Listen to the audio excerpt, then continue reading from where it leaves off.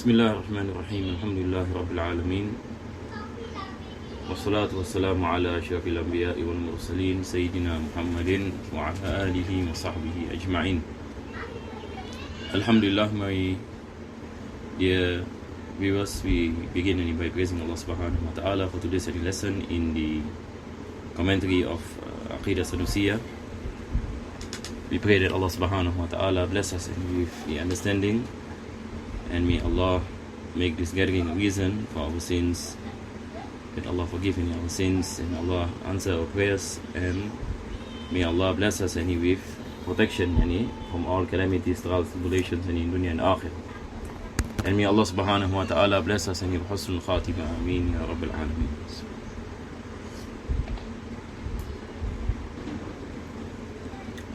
So inshallah ta'ala, before we continue for our today's class, let us look back at what we mentioned last week. So basically we are speaking about the rational proofs for the omnipotence, will, knowledge in life. And I believe we have covered the proof for the qudra of Allah subhanahu wa ta'ala, the irada of Allah, the ilm, al-ilm, and then we have al-haya. These are the four attributes. We call them part of the qualitative attributes, sifatul ma'ani. What are the proofs that Allah subhanahu wa ta'ala described with these four attributes? So when it comes to omnipotence or power, we spoke about the universe, that this universe is in existence, and the one who brought this universe in existence must be ascribed with al-qudra, must be qadir, must possess any power. Otherwise, this universe cannot be in existence. So we can understand that the one who brought this universe to existence must possess power. If we say that he doesn't possess any power, then he will have the inability to bring this universe in existence. And the fact that this universe in existence based on our observation, so this is a proof that the one who brought this universe in existence possess the attribute of qudra. This is point number one. Point number two, he must also possess irada, specification and will, because all these equations are specified. The time of his existence, the place of his existence, the nature of his existence, the characteristics of his existence, the colors, the sizes, all these are specified. So the one who brought this universe into existence, not only must possess power, but must possess will to specify. He specifies the existence of human beings, the existence of animals, the different types of animals and the functions and so on and so forth. So this is a result of specification. So he is murid, he possesses the attribute of irada. This is point number two. And the one who brought this universe into existence, he must possess knowledge of everything. So it is impossible for a person to invent something that he does not know. What is it? This is impossible. So the fact that this universe is in existence, and that it is functioning perfectly, that it is out of specification, out of the will of Allah subhanahu wa ta'ala, then it shows the knowledge of Allah subhanahu wa ta'ala, that he knows everything that is within his creation. So he must possess, he must be ascribed to al-ilm, Allah subhanahu wa ta'ala is ascribed the attribute of knowledge, al-ilm. This is point number three. Point number four, all these attributes, al-qudra, al-irada, al-ilm, it all points out of the attribute of life. Because it is impossible that something possess power, possess knowledge and will, but does not possess life. It is impossible. So Allah subhanahu wa ta'ala is ascribed as al-hayy. So these are basically the things that we mentioned in our last lesson. And before that, we spoke about kasab. I believe I have explained it thoroughly, the meaning of kasab, when we spoke about the action of Allah subhanahu wa ta'ala, that nothing other than Allah subhanahu wa ta'ala can cause effect. We mentioned that Allah is the doer of everything, and that the creations are all means and asbab. So he gave an examples, water cannot quench the thirst, knife cannot cut, everything happens by the permission of Allah subhanahu wa ta'ala. Taib. So this is what I mentioned, I summarized earlier, and I believe we have read this.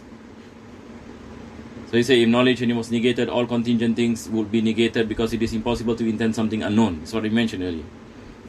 If life was negated, all of these attributes would have been negated, and no contingent thing would exist, because if there is no life then every attribute will not be in existence, and that is impossible. Direct observation, our observation of the existence of the universe, and it proves that it is impossible to negate the existence of contingent things. So if the negation of contingent is proven false, the negation of any of these attributes is also proven false.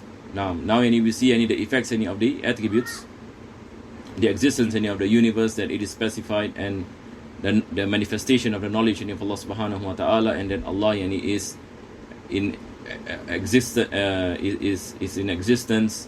and his existence he has no beginning and no ending. That's what we mentioned earlier in the sifat and salbiyah. So, and then our observation of the existence of the universe.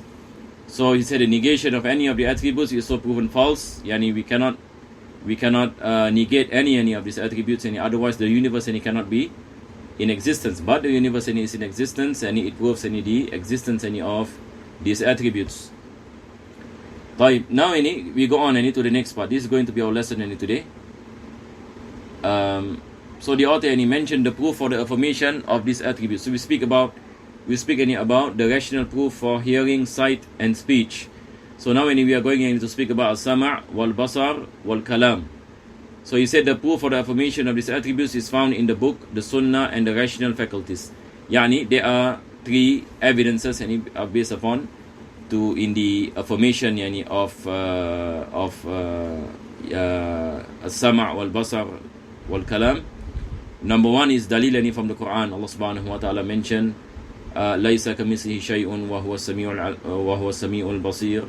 Allah is as-sami' al-basir. Allah is all hearing, all seeing. This is the meaning of the book, al-kitab, in the Quran. That there are many verses in the Quran that Allah subhanahu wa ta'ala mentioned that he is all hearing, all seeing. So this is a dalil naqli. This is dalil based on the kitab of Allah subhanahu wa ta'ala. And likewise we have the sunnah of the Prophet, the verse pertaining to Musa alayhi salam, for example, Allah say, وَكَلَّمَ اللَّهُ مُوسَى تَكْلِيمًا. Allah spoke to Musa alayhi salam. So the attribute of al-kalam is also established in the Quran. And likewise the sunnah of the Prophet sallallahu alaihi wasallam, when he spoke about the 99 names, and for example the hadith, part of it is Sami'ul Basir, Mutakallim. So these are the evidences, and likewise the rational evidences, the rational evidences, that is going to be mentioned by the author after this. So when it comes to the Quran and the Sunnah, it is very clear that it is established in the Quran and the Sunnah for all these three attributes.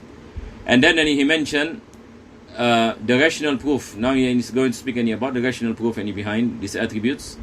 So he said the rational proof is to say, if Allah the Exalted was not described with these attributes, it will necessitate that he is described with the opposites. And if we were to say, for example, that Allah does not possess the attribute of hearing and sight and speech, then it will necessitate, it becomes necessary that na'udzubillah min zalik, that Allah is ascribed by the opposites. What are the opposites? The opposites of hearing is deaf, the opposite of sight is blindness, and the opposite of speech is dumb or muteness.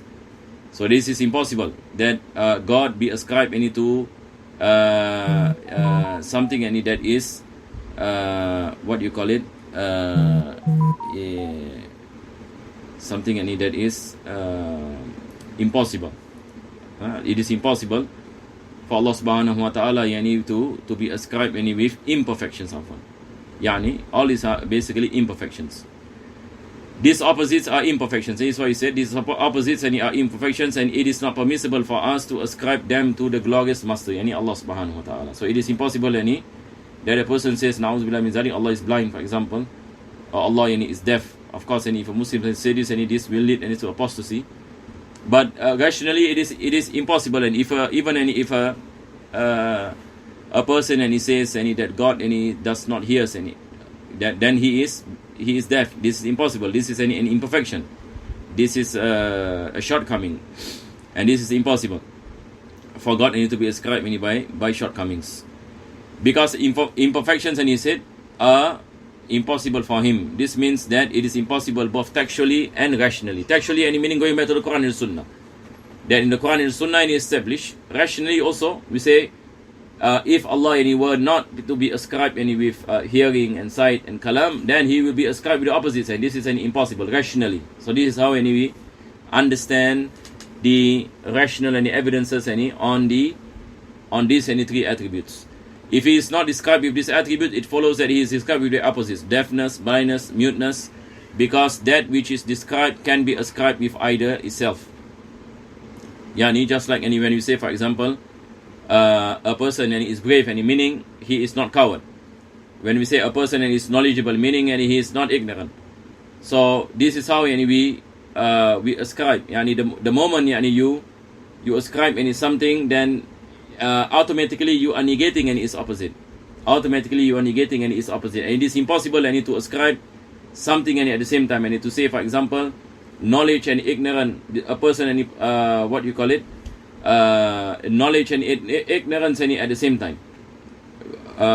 You're saying, for example, a person is knowledgeable and ignorant at the same time. And this is impossible. And if he is knowledgeable, meaning he is not ignorant. If he is ignorant, then he is not knowledgeable.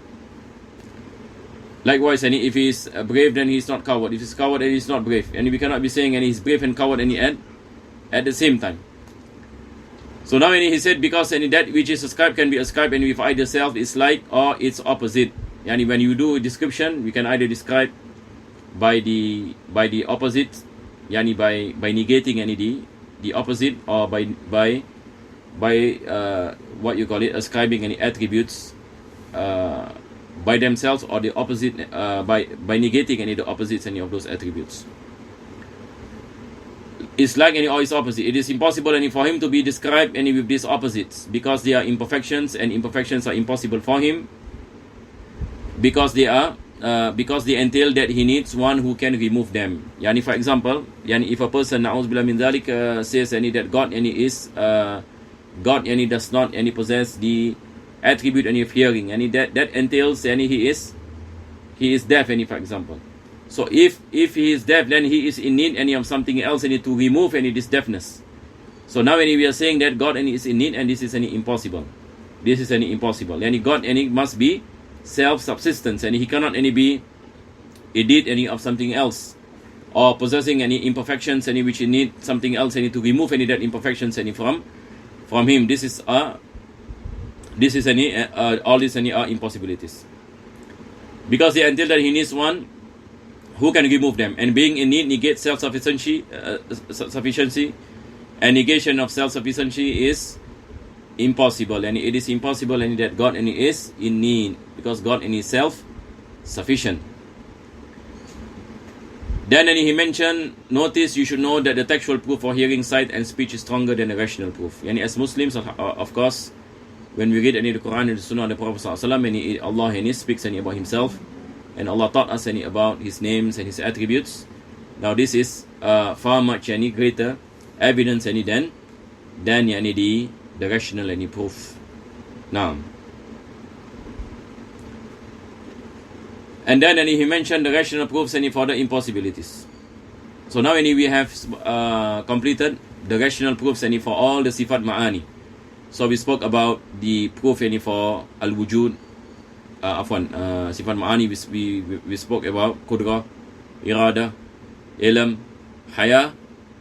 Then earlier we spoke about sama', al-basar, and al-kalam. And all the 7 attributes we have spoken about the rational proofs, the proofs for the existence of these attributes. And before that also we spoke about sifat salbiyah, al-wujud, al-qidam, al-baqa, mukhalafatul lil hawadis, qiyamuh bi nafsihi, wahdaniyah. So we have spoken about all the sifat al-wajibah, the attributes that are necessary for Allah subhanahu wa ta'ala. So now we are going into the second part. The second part, the author speaks about the impossibilities. What are the rational proofs for the impossibilities? So once we understand what are the rational proofs of the necessary attributes, and understanding the necessary attributes, then automatically we will understand the impossibilities. This is what he said. He said that the rational proofs for that which is necessary for Allah entail rational proofs for that which is impossible as well. What is the meaning? For example, when we say that Allah subhanahu wa ta'ala is an existence, and the existence of Allah subhanahu wa ta'ala, when we look at this universe, and we understand that this universe is contingent and it has a beginning, and there is that it is brought into existence. It is not something that create himself. It is in need of the creator, and that creator is Allah subhanahu wa ta'ala. So the moment we establish that God is in existence, then we at the same time also we say that it is impossible that he is non-existent. So the moment we establish his existence, so automatically the impossibility is that he is non-existence. And when we are able to prove all these attributes, the impossibilities can be understood as well. Likewise, when we say that Allah has no beginning, and so we spoke about the evidences behind al-qidam, the pre-eternality of Allah subhanahu wa ta'ala. Once we understand that Allah has no beginning, then it is impossible for Allah to have a beginning. And so the impossibility comes as well. This is what he meant. Likewise, when we speak about all attributes which are necessary, whether we are speaking about salbiyah, ma'ani, mukhalafatul al-hawadis, qiyamu bi nafsihi, wahdaniyah, we spoke about all the proofs behind sifat and salbiyah. Automatically we understand the impossibilities, that once we understand all these attributes are necessary, then it is impossible that it is not in existence. So he said that which is necessary can only be affirmed by negating the impossible. That which is necessary can only be affirmed by negating the impossible. And how can you affirm the existence of Allah when you knew the existence of Allah subhanahu wa ta'ala, for example, and where you understood the rational proofs for the existence of Allah subhanahu wa ta'ala? So we say that Allah subhanahu wa ta'ala is impossible and to be non-existent. And it basically the same thing as what I mentioned earlier. So the moment we establish necessary attributes, meaning the meaning of necessary attributes, the attributes that are always in existence. It is impossible for the attributes to be non-existent. So all these are the impossibilities by negating them. So we affirm the necessary attributes by negating the impossibilities to those attributes.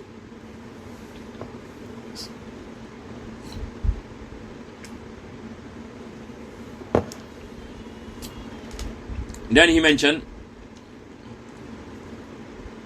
for example, so now he gives an example. It is impossible for Allah to be both all-knowing and not all-knowing. As what I mentioned earlier, this is an example of contradictories. So when we say that Allah subhanahu wa ta'ala is all-knowing, meaning he is not ignorant. And when we say Allah subhanahu wa ta'ala is all-knowing, he is not ignorant. But we cannot be saying that he is all-knowing and not all-knowing at the same time. This is impossible, because contradictories are impossible. If that were possible, it will entail the gathering of two contradictories, and this is impossible. Rationally, two contradictories cannot gather, and that is false. That being said, he is either all-knowing or he is ignorant, and there is no third alternative, because these are two different opposites. Since we have affirmed that he is all-knowing, now this is the thing. Since we have affirmed that Allah subhanahu wa ta'ala is all-knowing, and we spoke about dalil naqli and dalil aqli, about the knowledge of Allah subhanahu wa ta'ala, then he cannot be ignorant. So ignorant becomes an impossibility. Correct or not? Because we have affirmed that Allah is all-knowing, and it is impossible that there are two attributes which are different and need to be present at the same time. Two contradictories are impossible. So he cannot be ignorant. The same can be said for the remaining attributes as well. The remaining attributes, whether we are speaking about sifat salbiyah or nafsiyah, or sifat al-ma'ani. So mashallah, yani we have completed yani the proofs yani for the impossibilities. Aywa. I hope any it is clear, inshallah, and for those who are following any the class, I believe any all these things and we have mentioned any a few times and even in our previous any classes. So I don't think any there is a real need any for me any to elaborate any further, because to me there is no problem, inshallah ta'ala. Easily and it can be understood. Now, so now we have spoken about the necessary attributes, sifat al-wajiba, and then we spoke any about sifat the mustahilat, the impossibilities any for Allah. And now we go to the third one, that is the jaizat. So we have wajib, mustahil, jaiz, and all this goes back into ahkamul aql. So when you study Aqeedah, you study any sifat al-wajibah first, and then you study the mustahilat, and then you study the jaiz. So in Aqeedah Sanusiyyah, last time when we speak about jaiz, and we say the action of Allah subhanahu wa ta'ala. Yani action of Allah subhanahu wa ta'ala is jaiz. Attributes of Allah are wajib. Impossibilities are things that cannot be in existence, and we mentioned any the opposites any of those necessary any attributes that cannot be in existence. And then we have any the jaiz, any the possibility. The jaiz any that is the possibility. What is any possible any for Allah? Yani al-ijad wal-i'dam. Yani to create any something or to not to create. This is any the action any of Allah subhanahu wa ta'ala. So we say this is jaiz for Allah. It is not something that is wajib upon Allah subhanahu wa ta'ala, not forced any for Allah. So now the author any now, of course any now we are speaking about the barahin, the proofs. So he said the proof any that Allah can effect the possible or leave it. The proof, yani what is any the what is the proof? So he said, if it were rationally necessary or impossible for Allah to effect something that is contingently and impossible, the contingently possible, the existence or non-existence any of which the mind judges as equally plausible, would be necessary, and the mind could not conceptualize its non-existence. Okay, now we go slowly. Now the author is saying that the rational proof behind the jaiz, the thing that is jaiz any for Allah subhanahu wa ta'ala, there is action any for Allah subhanahu wa ta'ala. The proof any for its possibility and not necessary or impossible. Yani meaning we cannot any be saying that the action of Allah subhanahu wa ta'ala to give effect, yani to bring into existence or not to bring into existence any of created things, we say this is jaiz for Allah, not wajib for Allah subhanahu wa ta'ala. It is not something that is necessary. Point number one. Point number two also, and we say this is not impossible for Allah subhanahu wa ta'ala. It is possible. So it is not any wajib and it is not mustahil. But what is it? It is jaiz. Action of Allah is jaiz, not wajib, not mustahil. So now the author and he speaks, goes and by speaking and about what if yani, a person says that the action of Allah is wajib, which is not true, of course. But what is the rational proof any for us any to rebut any this any false any this false claim? So this is what he said. If it were rationally necessary, and this is wajib any. For those who have the book and you might want to write wajib. Wajib aqli, we are speaking about wajib aqli, not wajib adi. Wajib aqli. If it were rationally necessary or impossible, mustahil aqli. So definition, and by now we have to need to get it right. Any definition. When we say wajib aqli, any meaning something any that cannot cease any to exist. Yani it must always be in existence. This is the meaning of wajib. Wajib any aqli. It does not any accept. It does not accept non-existence. Whereas any mustahil any aqli, it does not accept existence. Mustahil any aqli, when you say impossible any meaning cannot exist. Whereas wajib aqli, it cannot accept non-existence and it must always be in existence. The action of Allah subhanahu wa ta'ala is not wajib and it's not mustahil. The action of Allah subhanahu wa ta'ala is what? Jaiz. Now this is the thing, that first point, and we have to have it in our mind so that we are not confused, inshallah. Taib. So now he says, if it were rationally necessary, what if, yani this if, so what if, yani, the action any of Allah subhanahu wa ta'ala is necessary or impossible to effect something that is contingently any possible. So what will happen is that the contingently any possible, any the existence or non-existence of which any the mind judges as equally plausible would be necessary, and the mind could not conceptualize its non-existence. طيب, let me give you an example in ya Jama'ah. طيب, the example any will be this thing. This is any a mouse. طيب, this is an example any of a contingent being. This is an example any of a contingent being. طيب, what is the meaning any of contingent being? We say this is jaizul wujud. So jaizul wujud, the definition any is something any that accept any existence and non-existence. Today any it is in existence, and before 100 years ago any it is not in existence.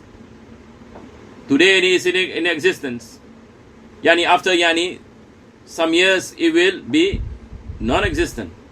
So this is the meaning any of jaizul wujud. Likewise any for ourselves. When we look at ourselves, we are jaizul wujud. We accept non-existence and existence.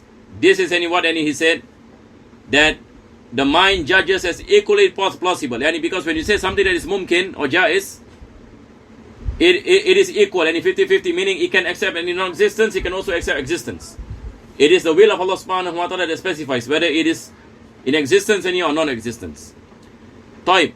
But if you were to say any, for example, the action of Allah subhanahu wa ta'ala is necessary, and this particular contingent any being is the result of the action of Allah subhanahu wa ta'ala, then there is any a contradiction. How can you say that action any is necessary, but the effect any of that action any is contingent? Now it is what you call it impossible. It is any impossible. So this is what any he said, that the mind any cannot imagine that something that is jaizul wujud to be wajibul wujud any at the same time. Can something any be jaiz and wajib any at the same time? Impossible. Because any when we say something that is wajib, any meaning it cannot accept non-existence. But can this thing any accept non-existence? Yes, it can accept non-existence. So we cannot any ascribe a contingent any being as necessary being. If it is any contingent, it is not any necessary. But we cannot any be saying that it is contingent at the same time it is necessary. Now this is any a contradiction. So now he said, if it were rationally necessary for him to effect some contingent impossible things, it will necessitate that all possible things are transformed into necessities. So now he is saying that if the action any of Allah subhanahu wa ta'ala is necessary, then this thing must also be necessary.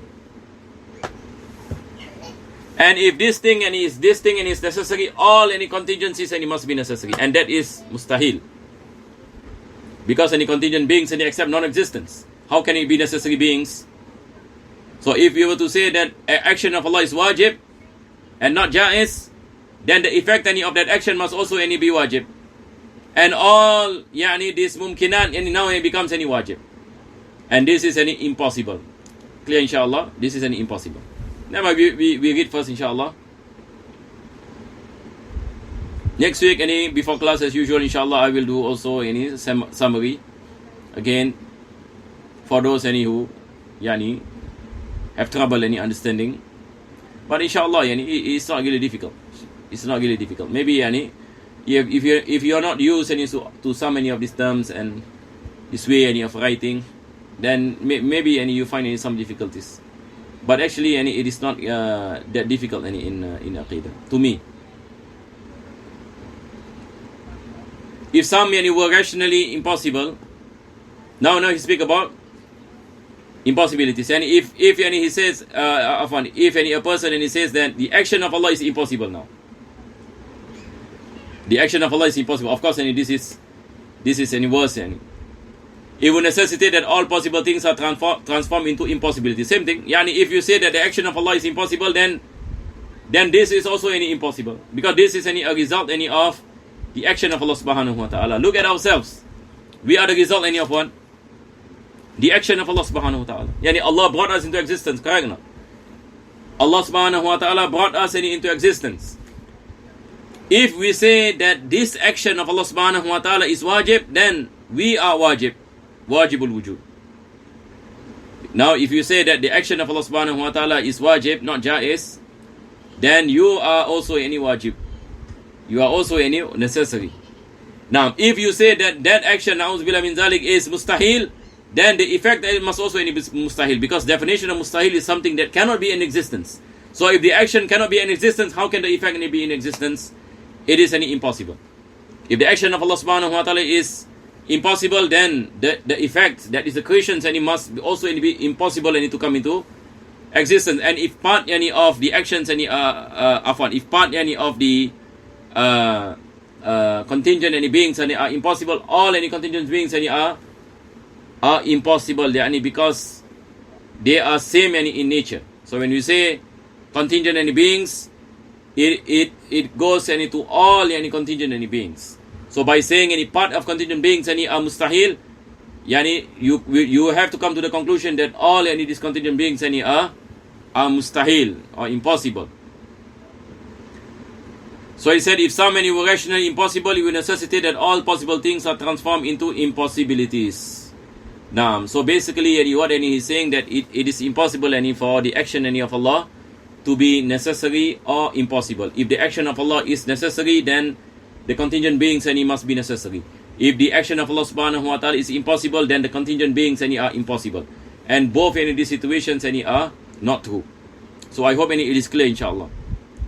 This is false and inconceivable, because such a proposition would entail the gathering of two contradictories. At the end of the day, you are saying that something is contingent and necessary at the same time, or something that is contingent and impossible at the same time. When you say, for example, action of Allah is wajib, meaning the makhluk is wajib. So makhluk is not wajib, makhluk is jaiz. So how can you say makhluk is jaiz and wajib and at the same time? This is the gathering of two contradictories. This is point number one. Point number two, when it comes to impossibilities, if you say that action of Allah is impossible, then the makhluk is impossible. If the makhluk is impossible, but yet the makhluk is in existence, then meaning it's not impossible. And you cannot say that it is jaiz and mustahil at the same time. So this is the meaning of gathering of two contradictories. Looking at such things as possibilities, he said, they accept both existence and non-existence. So this is the definition of possibility. A possibility is something that accepts both existence and non-existence, but not at the same time. Either you accept an existence and your non-existence. Now, looking at them as necessary, they can be existent, because possible beings, for example, for us now, we are inexistent. We are not wajib. We are not necessary. So if you say you are a necessary being, meaning you cannot come into non-existence, which is impossible, because before this you are non-existence, and before you came into this world, you are non-existent. So how can you be a necessary being when it is proven that you are non-existent before? Then he said, looking at them as they can be existent. Looking at them as impossible, they can only be non-existent.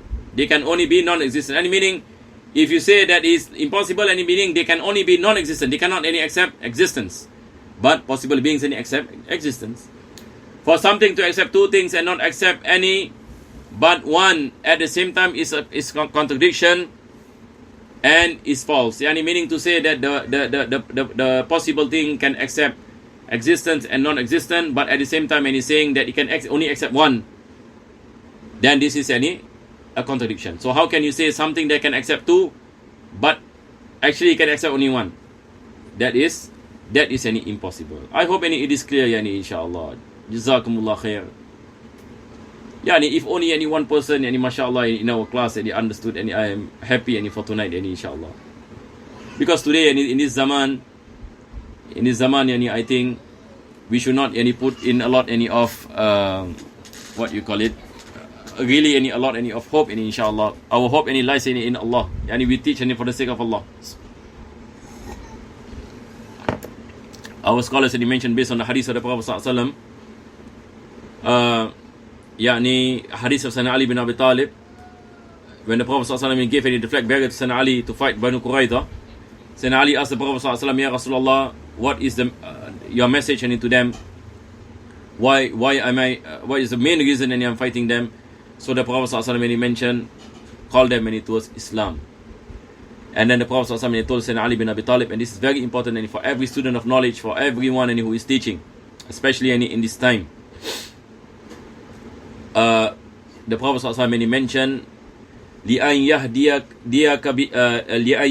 بِكَ رَجُلًا وَاحِدًا خَيْرٌ لَكَ مِنْ حُمْرُ النَّعَمِ أو كما قال صلى الله عليه وسلم. He said, and to Sayyidina Ali bin Abi Talib, if Allah were to give any guidance to one person because of you, Ya Ali, that is better for you than the she camels. So our ulama mentioned, in da'wah, the success is not how many people are able to follow you or what you call it, but the success in da'wah is when we attain the pleasure of Allah subhanahu wa ta'ala. This is what I hope for, inshaAllah ta'ala.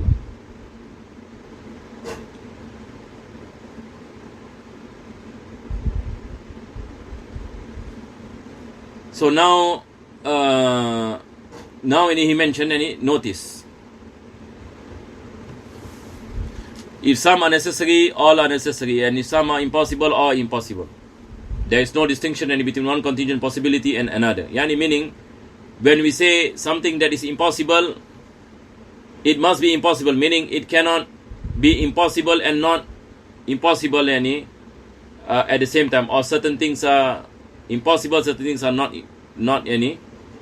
impossible. So when it comes into ahkamul aql, this many times I mentioned that what is necessary must be necessary. It cannot change. What is impossible must be impossible. It cannot change. What is possible must be possible. It cannot change. We cannot be saying that it is there are things that are necessary, but on certain situations it is impossible. No, it cannot happen like that. Ahkamul aql cannot change. So this is the thing. Whatever is affirmed for something is also affirmed for that which is like it. And at the moment you say for example contingent beings are possible, one contingent being is possible and it applies to everything. But the moment you say that a particular contingent being now is wajib, then you are saying that all contingency are wajib, and because they fall under the same class. Wallahu alam bisawab. I think I will stop here because I want those who are following to digest what I mentioned earlier. All these things are basically just some additional notes basically. But what is the main thing is the things that we mentioned earlier in our class. Now, is there any questions so far? I believe there are no questions. Inshallah ta'ala, we call it a day. Wa sallallahu ala sayyidina Muhammadin wa ala alihi wa sahbihi wa sallam.